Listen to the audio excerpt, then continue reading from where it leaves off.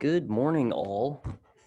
Today we're going to start a new section on fish, shellfish, seafood in general. We're going to do this pretty much for the next couple weeks. So without further ado, let me share screen with you guys and get going. All right, so just starting out, let's go ahead and start this. So fish and shellfish, this encompasses everything that lives in the water, okay? I would say seafood, but when people think of seafood, you're supposed to think of the ocean. That doesn't include river fish and lake fish, like freshwater. So we call it fish and shellfish. Because honestly, both of those live in fresh and salt water. Okay, so fish and shellfish. Fish are aquatic vertebrae with fins for swimming and gills for breathing. Vertebrae mean they have a spine. Shellfish are aquatic invertebrates with shells or carapaces, okay? So that could be your mollusks. It could be, like clams, abalone, oysters, anything with exoskeletons, so like lobster, where it has the bones on the outside. That's what they have, lobster shells. A carapace, or I think I'm saying that right, is a dorsal section of the exoskeleton or shell in a number of animal groups, including arthropods such as crustaceans and arachnids, as well as vertebrae such as turtles and tortoise. Turtles and tortoise, the underside is called the plastron. So anything that has the hard outer shell, you get like squid and octopus where they don't really have bones, they have a beak, and then they have this like plastic looking, like if you were to take like calamari, like squid, and clean it, you'll find that there's this, it almost looks like a piece of plastic inside. And a lot of people, when the first time they clean it, they think, oh my gosh, what is that? There's a piece of plastic in here. But that's actually the one like cartilage bone they have. Okay, so round fish. Those are fresh and saltwater varieties. They swim vertically. So the fish, like a goldfish, you see the goldfish, they're like body shaped like this. They swim upright, eyes on both sides of their head, and they swim, they can swim anywhere. They have fins and internal bone structures.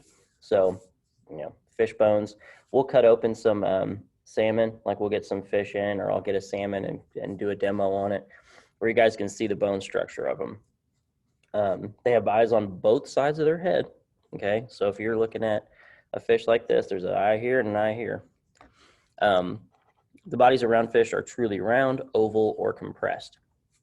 So if you've ever seen silver dollar fish where they're very skinny, they're not really round, but they're very, they're like this big around, and then they're very flat.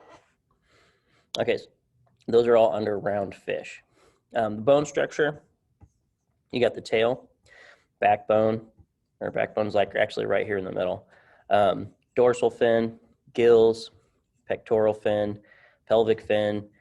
These are the pin bones. Like when you go to clean a fish, you'll see the fillets of a fish. You're basically going both sides of their body to fillet it, which we'll get into.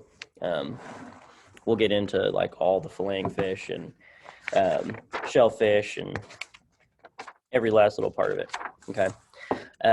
Okay,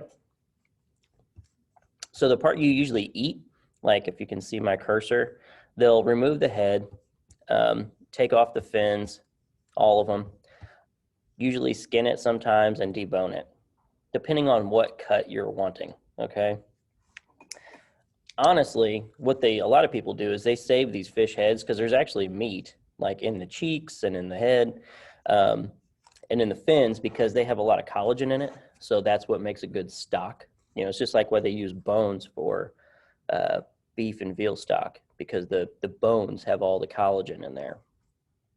Sorry, I'm gonna make some notes. So yeah, they usually save this. A lot of people, like when you go to the grocery store now, you just see the fillets in there, and the way the fillets are cut are completely different from what they used to do. Like they used to have salmon steaks where they take and they cut all the way across, and then they leave the bones in there. So it's like this thick horseshoe shaped piece of meat. Now, a lot of people don't want to deal with the bones, or, you know, if you've ever had a fish bone in your throat, you understand why. They want everything cleaned out of it. All right. Now there's flatfish. Flatfish are found in deep and ocean waters. They have asymmetrical compressed bodies. So they're exactly the same on both sides. Flatfish swim in a horizontal position. So a flatfish, your round fish swim upright like this. Flatfish lay flat on the bottom, and they actually swim like that. I know that was a great demonstration. They have both eyes on the top of their head. So this is the body. Both eyes are up here. I'm going to show you a video one in a second. Flatfish are bottom dwellers, and the top of their body is dark, and the bottom is lighter in color. And you'll see why. A lot of these live in cold, cold water, where the bottom floor of the ocean, it's not like you're going to Florida and you'll see these white sandy beaches and the water's crystal clear. A lot of these are in colder waters where the when you look down, like if the other predator fish are looking down, they just see darkness. So the top of their body is dark, so it's just camouflaged in, and the bottom's usually white because it never, you know, that's just how they're developed. All right, so I'm gonna show you this. I've been obsessed with belts for a long time. I wear a belt every day, and there was like 3 things that I always. All right, so that is a flatfish. You see its eyes are on one side of its head, and its mouth is still vertical.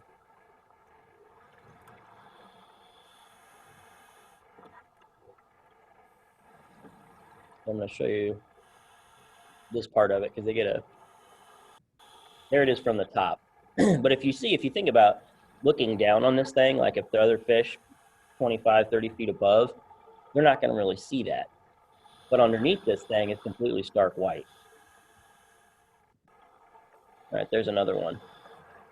You can't even see that barely. You know, that's it looks like a river bottom, but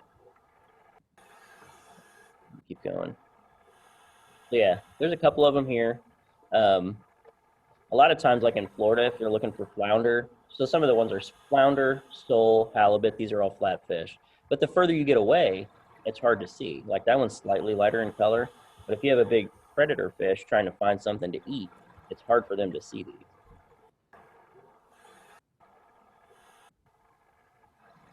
Keep moving. Yeah, there's another one. Do you see this right here? That one blends in. A lot of times these things, it's like they'll flap their fins real fast and kind of make a disturbance in the dirt.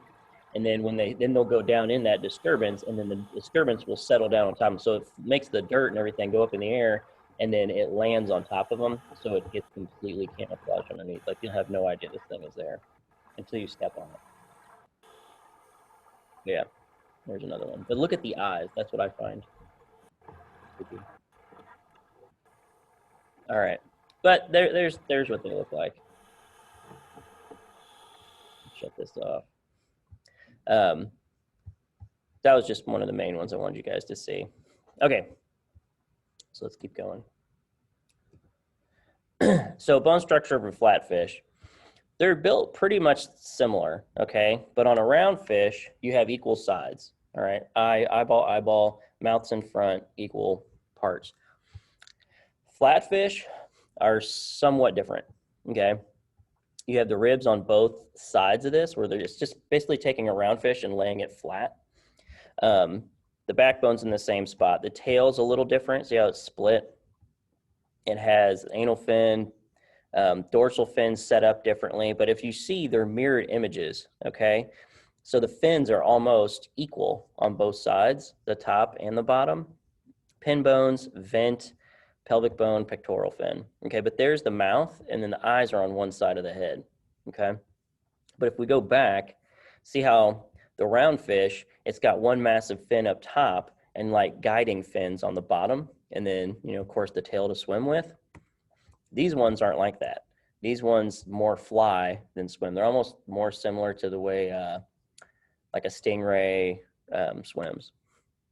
Muscle composition, flesh of the fish is composed of short muscle fibers.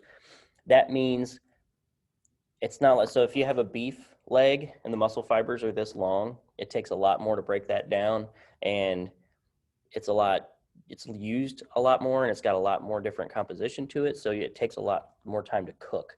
Whereas this, short muscle fibers, and then unlike connective tissue in meat, connective tissue in fish is very weak. So you don't have to braise, you don't have to cook fish for very long. Long cooking times are not required to break down the connective tissue of fish, and cooking firms the proteins and enhances the flavor of the fish.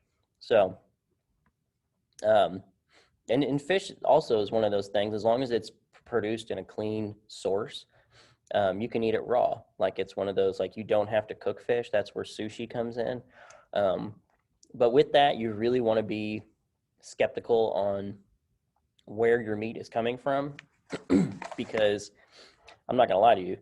I've bought fish around here locally, and you can tell when it's farm raised because it actually tastes like lake water because they don't circulate the water a lot. They'll have these giant aquariums, which I'm going to put in the, I'm going to show you guys a lot about that, but they'll have them in this giant swimming pool just packed in there, and they end up, the meat actually tastes like the swimming pool, okay, rather than fish. It's pretty disgusting. I'm so burnt on buying fish around here. It's ridiculous. Okay, muscle fibers in round fish. Let's see how we're doing on time. Muscle fibers in round fish are as shown. So stacked is shown here. So stacked muscle fibers. You see when you turn, this is what I'm talking about with the salmon steak. A lot of people don't really buy salmon like this anymore just because it's, you have the bone here, you have bones here, and then the skin's still on it. Back in the day, they would sell salmon like this, and this was kind of a delicacy, but actually it looked really awful on a plate. You know, that's just a giant piece of meat. And the shape of it's not very attractive. Or if you get a salmon fillet now, it's got this just nice round square piece to it with no bones. But here's how the muscles are. So see the circular patterns here? These are the muscle fibers, how they're stacked. All right, same thing, like if you took your bicep, how the muscle runs this way, you cut your bicep, you cut your arm off, you're gonna have this circular pattern of muscle tissue, okay? And this is a picture of the individual muscle fiber. So it's not as important, like if you're cooking beef, it's a little more, you really need to figure out like what cut of meat it is, what part of the animal it is, all that kind of stuff, because it's very dependent on, like if you take a filet mignon versus a inside round, you can't cook an inside round medium rare and eat it. It's just too tough. But fish is just one solid muscle, okay, basically. I mean, there's other muscles, there's the cheeks and stuff like that, but generally speaking, this doesn't have cross muscles all over the place. Okay, now we're going to get into mollusks. So what a mollusk is, mollusks have several unsegmented bodies and no internal skeleton. Okay, mollusks fall into two categories, univalves and bivalves. What that means is this is a bivalve, okay? You have two shells, it's a scallop inside. Well, that's not even a scallop. That's an oyster. This is a scallop shell, and that's a scallop. And then this is a bivalve because you see the two shells. This squid is a univalve, snail, univalve, but that's how they roll. And that's what clams, these are all edible too, by the way. Okay, so univalves have a single shell mollusks. They include marine snails, abalone, conch, and snails. These are all delicious, by the way.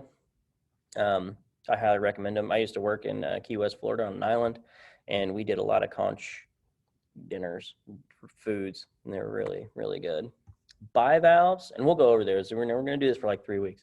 Bivalves are mollusks with two bilateral shells. They include clams, oysters, mussels, and cockles, okay?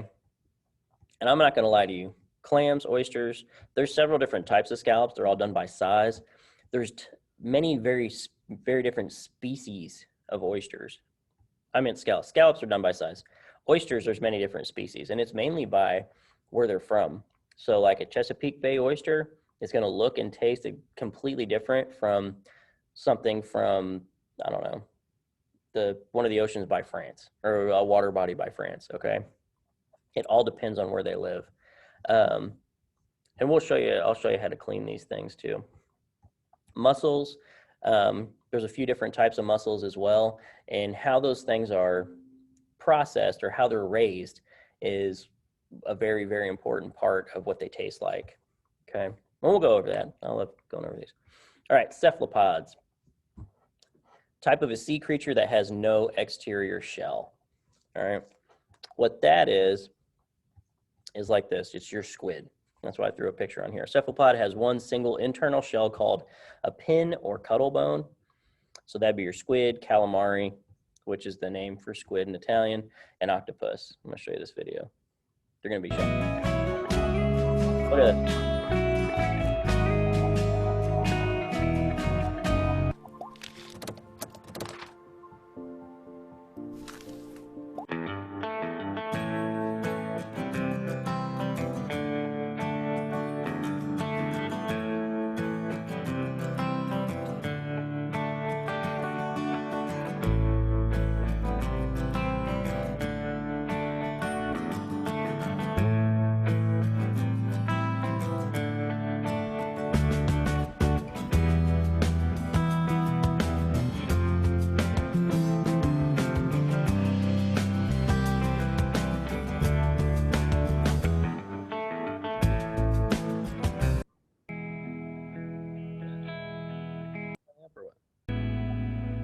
So then they cut it apart, you know.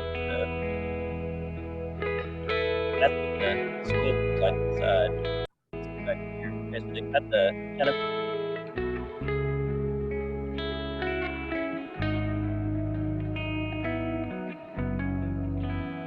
Hopefully they take.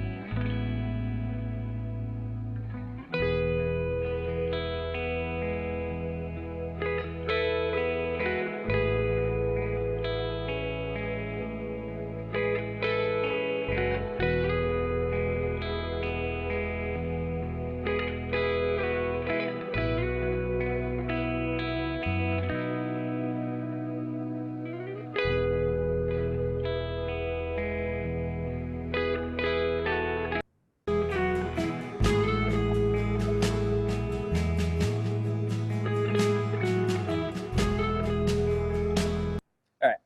Well, what that is, it's a squid. It's a giant squid. Um, if you guys ever seen these swim, it's pretty amazing. They use their tentacles to kind of propel themselves, like propulsion. And these also ink too. So if there's a predator, they will ink to try to smoke screen it to get away. Pretty amazing animal.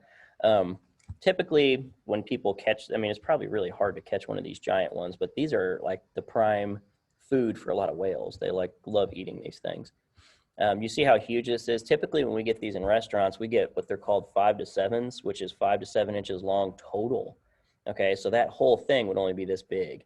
And then you just take the tentacles off and you cook them, and that's what your calamari is. All right, this thing is massive. So that would probably be sold at a market, and they would cut this down into steaks. This would have to be braised. Like this would have to be cooked for a decent amount of time for the absolute size of it. But they serve these. Like you see this is an octopus, but I'll show you a bunch of videos. I don't know what that was. That was something massive. But there's a lot of videos on YouTube of catching these giant squid, and some of these I've heard are up the length of a full boat. Like they'll get 20-something feet long, when it's not uncommon. So it just depends on where you can go. It's just trying to catch these things because they swim so fast. I don't know how they would have caught this. They had to be dragging some giant net. But when this is the main body of it, and there's that one pin bone down the middle, there's its internal organs. You saw its head was right here. That's where the eye was. It has 2 eyes, and then the tentacles. Okay, and the tentacles are, that's how they swim. All right, so that's your octopus, and people eat octopus and squid. I love calamari. I'm not gonna lie. Okay, let's keep going. Okay, so the next part is crustaceans. Crustaceans are a type of shellfish. They have a hard outer shell and jointed appendages. That means they have an external skeleton, and then they have joints. So like where your elbow and stuff are, those are your jointed appendages. They are found in both fresh and salt water. They breathe through gills, crayfish, crab, lobster, shrimp. The thing with a lot of these, they can live in and out of water, okay? When they ship you lobster, They're alive, they're crate packed in seaweed, and they're just in a refrigerator. They don't, it depends on which kind they are too. Let me explain this. If you guys have seen these kinds of lobsters, these are cold water lobster. If you've ever gone to a place and just got a lobster tail, typically those are warm water.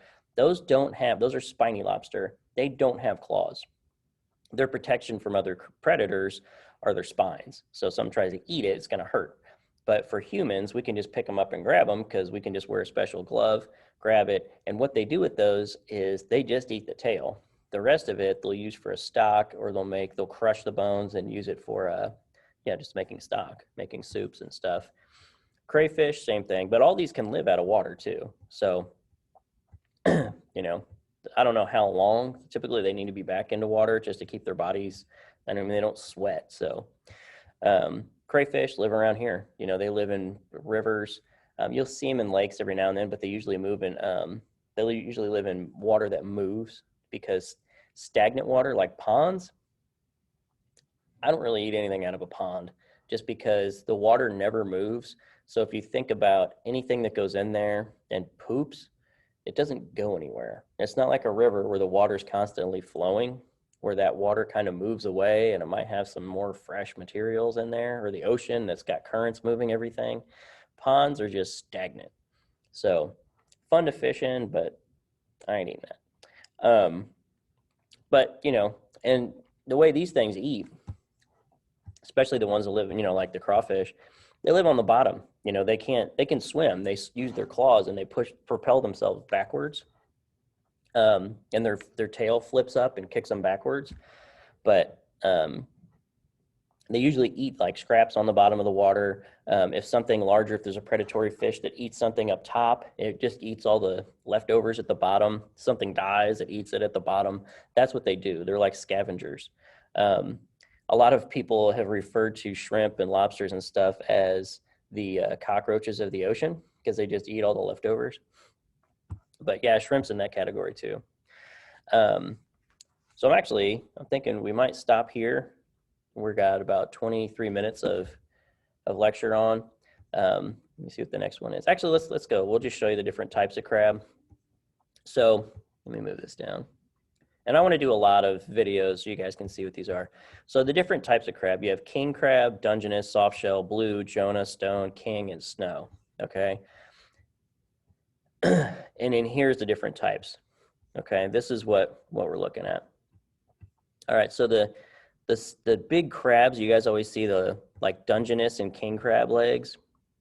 There's not even a picture on here, but I'll get a picture of it because they're actually absolutely massive. Okay, these crabs that you see right here and like right here, those are your blue Jonah type crabs. Okay, those aren't the king crab legs you're looking at. King crab are like, they can get up to like 3 feet tall, and they have this massive upper shell and extremely long legs. These little ones, like if you ever had a crab cake, she crab soup, soft shell crabs, like fried, these are these little blue crabs. All right, those are the ones from like Virginia up down the East Coast, typically Virginia, Chesapeake Bay area. Those are completely different type of crab meat. Those are your jumbo lump crab meat. But the crab legs that you think of for crab, that's a completely different animal. Okay, and I'll show you some videos of it. Lobsters right here. Here's the spiny lobster. That's the one that's in Florida. Those are the warm water ones, Australian spiny lobsters. There's no claws. They're just spiky. That's what keeps things from eating them. This is like cold water lobster. And you can tell the complete color difference too.